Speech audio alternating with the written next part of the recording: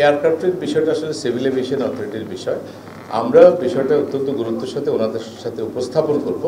ওনারা এক্সিস্টিং আইন কানুনগুলো বিচার বিবেচনা করে দেখবেন যে আমরা কিভাবে এই বিষয়টাকে নিয়মের মধ্যে আনতে পারি। যে কোনো এয়ারক্রাফট যদি স্বর্ণ চোরাচালানের সাথে সরাসরি জড়িত থাকে, বিশেষ করে এয়ারক্রাফট অথরিটিও তো জানে না, কিন্তু এটা হয়ে গেছে, তাহলে এটা যাতে প্রিভেন্ট ওনারা করতে পারেন, যতগুলো প্রিকশনারি মেজার ওনাদের নেওয়ার কথা সেগুলো জানতে ওনারা নেন, সেই জন্য আমরা একটা পিকুনিয়ারি বিশেষ করে পেনাল্টি ক্লজ নিয়ে আসবো।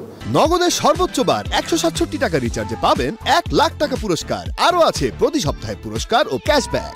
আর সেকেন্ড যেটা বললেন যে সোনা চোরাচালান ধরা পড়ার পরে পুলিশ মামলা হয় না, এটা হওয়ার সুযোগ নাই। আসলে এটা বিভাগীয় মামলা দিয়ে এটাকে হবে না, কারণ ইটস এ ক্রিমিনাল অফেন্স। সুতরাং অবশ্যই হয়, সম্ভবত ইনফরমেশনের কোনো গ্যাপ আছে।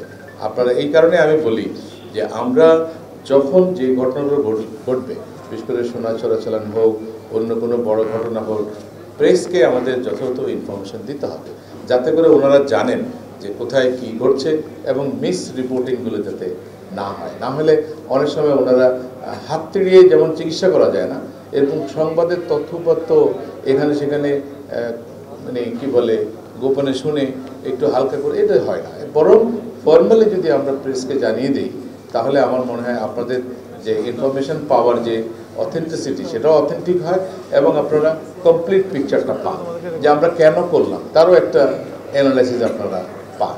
সেটাই আমরা করবো।